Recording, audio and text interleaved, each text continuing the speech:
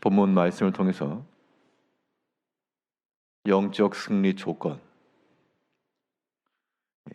영적 승리 조건이라는 제목으로 하나님의 말씀 증거하겠습니다. 이긴다라고 하는 것은 쉬운 일은 아니지만 이길 수 있는 조건을 갖추었을 때 자연스럽게 열매와도 같이 따라오는 것으로 우리가 이해하면 됩니다. 심지도 않고 거두려고 하면 어려운 일이지만 심고 가꾸고 기다리면 자연스럽게 열매가 맺히는 것처럼 이긴다라고 하는 것도 따라올 수가 있겠습니다. 우리 신앙의 삶에서 우리가 이러한 승리의 열매들을 맺혀 나가려면 이김의 열매가 맺힐 만한 조건들을 우리가 갖추고 씨를 뿌리고 열매를 기다린 농부와 같이 인내 때를 지나면 됩니다. 승리를 가져다 줄 수 있는 씨앗과도 같은 게 무엇일까? 큰 환난과 고난 중에 우리 영적 싸움에서 이길 수 있는 어떠한 조건을 갖출 것인가? 오늘 본 말씀을 통해 살펴보게 되면 먼저 모든 환난과 고난 중에 이것을 잘 대응하고 이겨내려면 말씀의 자료의 회복이 필요합니다. 오늘 본문에서 예수님께서 하신 그 말씀을 이 마가가 베드로를 통해서 들은 것으로 추측이 되는데요. 이 마가 기록한 내용 중에 14절을 보면요. 멸망에 가증한 것이 서지 못할 곳에 선 것을 보거든 읽는 자는 깨달을진저, 괄호를 쳐놨는데 이 말인즉슨 예수님께서 하신 말씀에 대한 현재적 해석을 주는 겁니다. 예수님께서 그때 말씀하셨고 지금 이 서신을 읽는 자들은 보고 깨달아라. 정확히 무엇라 표현하지 않았지만 멸망에 가증한 것이 서지 못할 곳에 선 것을 보거든. 이 사건이 예수님 당시에 어떠한 예언적 측면에서 말씀이 주어진 것이고 지금 이 이후에 이 성경을 기록하던 그 시점에는 이미 역사적으로 그 일이 실현되었다는 걸 말하는 겁니다. 그러니까 누구나 알 수 있는 그 사건을 가리켜서 읽는 자는 깨달으라. 그 사건이다 라고 말하고 있는데 이 역사적으로는 예루살렘 성이 무너진 날 로마군이 베스파시안을 위시로 쳐들어와가지고 그의 아들이었던 티투스가 예루살렘 성에 불을 지르고 또 유대인들의 여러 가지 풍습과 종교성을 안 후 그들을 더욱 낙담시키기 위해서 성전 제단에다 가증히 여기던 즉 제물로 쓰이지 않던 그런 제물을 드리고 거기에 돼지 피를 뿌린 사건이 있었습니다. 그러니까 유대인들 입장에서 그들의 정체성과도 같고 가장 신성하고 중요했던 그런 제단이 이 가증한 것, 가증히 여기던 그런 짐승이요, 그 먹지도 않았던 것인데, 그 돼지를 잡고 또한 그 돼지 피로 그 제단에 뿌렸다는 겁니다. 이것은 엄청난 굴욕이고, 이건 거의 하나님이 우리를 버렸다라고 생각이 들 만한 그런 사건이었는데, 그런 것을 본 자는 깨달으라. 자, 그때 예수님께서 그럼 그런 때 어떻게 할 것인가에 대한 그러한 예언적 답변인데요. 이것이 오늘 본문에서 읽었던 바가 산으로 도망하라, 지붕 위에 있는 자는 내려오지 말라, 밭에 있는 자는 돌이키지 말라. 그러면 어떤 멸망에 가증한 것이 섰고 환난의 때가 임하였을 때 대응할 수 있는 대책이라 그러면 뭔가 공통적 특성이 있어야 됩니다. 산으로 도망한다는 것, 지붕 위에서 내려오지 않는 것, 밭에서 돌이키는 것, 뭔가 일치된 면이 있어야 이 말에 대한 의미가 맞지. 근데 아무 문자적으로만 산으로 가고 지붕에 숨어 있고 뭐 그런 의미는 아닌 겁니다. 왜냐하면 이미 전쟁 끝난 상태고 한참 뒤에 있었고 전에 있었고 이거는 그러한 일이 있을 때 이렇게 하라라고 하는 것이니까 이 말씀을 읽고 들을 때마다 너희가 깨닫고 취해야 될 행동을 말하고 있는데, 먼저 말씀하고 있는 게 이 14절 다시 보니까요.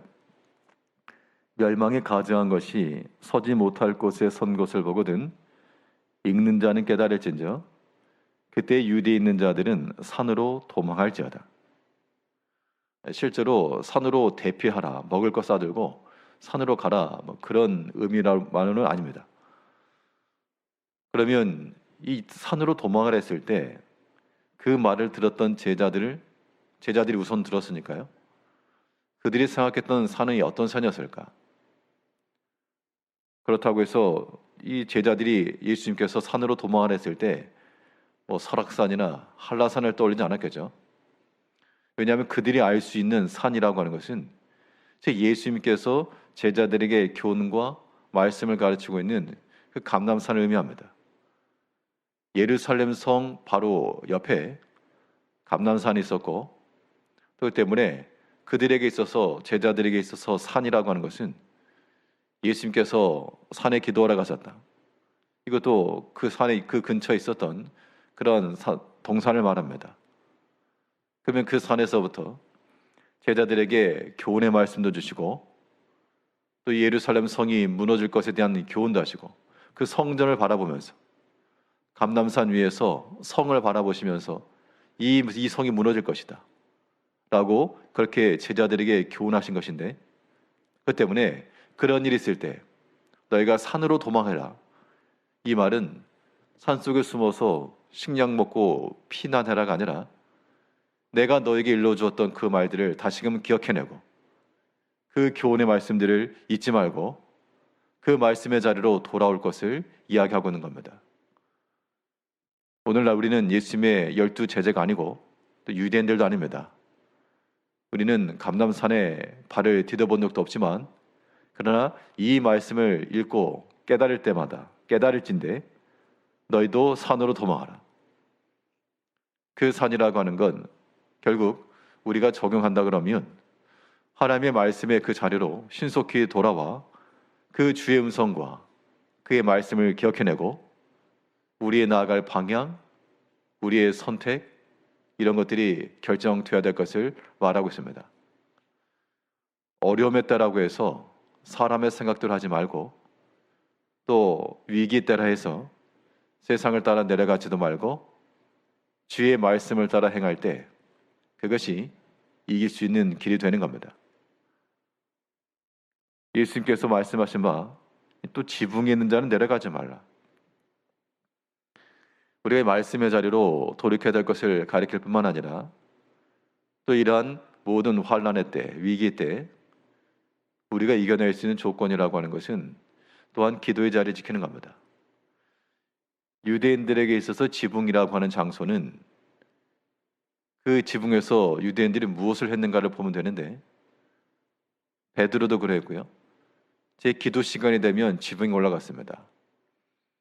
그 지붕은 평평한 곳이 있어서 보통은 그래서 기도의 초소로서 인식이 되었고요. 또 베드로가 그 지붕에서 기도하다가 환상 중에 이방을 향한 하나님의 계시도 보았고요. 환상도 보았고, 이 유대인들에게 있을 지붕이라고 하는 것, 환란이 있는데 뭐 산으로 도망하는 것쯤은 이해를 하겠지만 지붕이 있는 것이 무슨 대응이 되겠는가? 실제로 지붕이 있어라 그런 의미가 아니라 그 유대인들이 지붕이라고 하는 것을 들었을 때는 그건 분명 기도하는 시간을 가리키는 겁니다. 그 기도 시간을 잃어버리지 말고 놓치지 말고 어떠한 때든 이러한 멸망에 가증한 거에 서서 참으로 여러 가지 어려움과 굴욕적인 것과 수치와 회복하기 힘든 어려운 그런 일을 당했을 때 너희가 기도하는 자리에 서서 내려가지 말라. 집 안으로 내려가지 말고 계속해서 그 지붕에 서 있어라. 지붕에 있을 것을 얘기하고 있습니다. 우리의 마음이 강성해지고 우리 영혼이 힘을 얻고 또 소생할 수 있는 길은 하나님의 말씀을 듣고 그 말씀 의지해서 기도하는 것입니다. 이것은 우리 영혼에 큰 힘이 되는 약이요 또한 능력이 되는 겁니다. 어떤 경우라도 그 하나님 말씀 의지해서 기도했을 때 우리 영혼에 변화가 없고 힘이 생기지 않는다. 그건 분명히 잘못된 겁니다. 하나님이 잘못될 리 없기 때문에 그건 우리에게서 문제일 거니까 하나님의 말씀을 다시금 묵상하시고 기억해내시고 예수님께서 그 제자들에게 산으로 도망하라. 너희가 들었던 그 자리로 다시금 돌아와라. 또한 그 기도하는 자리에서 내려가지 말라. 말씀과 기도의 자리에 들어서야 되겠고요. 여기 한 가지 더 붙이게 되면 모든 영적 싸움에서 이기려면 이러한 때 너희가 해야 될 것이 무엇인가? 사명의 자리를 지킬 것을 또한 이야기합니다. 15절에서 지붕 위에 있는 자는 내려가지도 말고 집에 있는 무엇을 가지러 들어가지도 말며 밭에 있는 자는 겉옷을 가지러 뒤로 돌이키지 말지어다. 자, 밭에 있다라고 하는 것. 실제로 전쟁 때문에 도망하라 그랬으면 바치고 뭐고 버려두고 가야죠. 그런데 지금 밭에 있는 자는 겉옷을 가지러 뒤로 돌이키지 말라. 자, 밭이라고 하는 것과 뒤로 돌이킨다라고 하는 것은 분명 사명과 연관성으로 봐야 되겠습니다. 밭에서 쟁기를 가지고 밭을 가는 자 혹은 일을 하는 자, 그 사람들이 겉옷을 가지러 뒤로 돌이키다. 밭에서 일을 할 때는 보통 겉옷을 벗고 일을 해야죠. 그런데 이제 그 벗어났던 것을 도로 입는다는 얘기는 이 밭에서 일을 멈추겠다 그런 얘기입니다. 그러니까 환난이 왔을 때 읽는 자는 깨달으라. 너희가 하나님 앞에서의 여러 가지 섬김과 혹은 충성의 일을 행하다가 그거 이제 관둬야 되겠다 하는 마음을 가지고 겉옷을 취한다는 얘기는 일 끝이니까요. 그 자리를 떠날 생각하지 말고 끝까지 그 자리에서 수고할 것을 말하고 있는 겁니다. 밭에 있는 자가 돌이키지 않는 거니까 이 밭에서 못 하겠습니까? 하던 일을 계속하는 겁니다. 여러 가지 어려움 때는 분명히 있고 위기 때도 분명히 있으며 고난과 환난의 때도 있습니다. 그러나 그럴 때마다 우리 마음이 요동하지 않고 또한 뒤로 돌이키지도 마시고 주께서 우리에게 맡기우신 바 그 믿음의 일, 그 일 끝까지 잘 감당해 나가야 되겠습니다. 그 일 하라고 우리를 부르셨으니까 그리 대단한 거 큰일 아니라도 그 단 하나, 그 일을 이루라고 우리를 이 시대, 이 장소, 이 위치와 환경 가운데 놓으신 줄 아시고 그것을 끝까지 잘 감당해야 됩니다. 그러면 이것이 멸망에 가장한 것이 우리 눈앞에 있을 때, 큰 환난과 어려움의 때가 있을 때 이겨낼 수 있는 길이 되는 겁니다. 어떠한 일이 있어도 주의 그 말씀하셨던 그 자리로 우리가 돌아가며 또한 기도하는 시간과 그 자리를 지켜내며 끝까지 주께서 우리에게 주신 사명의 자리를 잘 지켜나가 모든 승리의 열매를 맺혀나가시는 성도님들이 되시기를 바라겠습니다. 기도하겠습니다.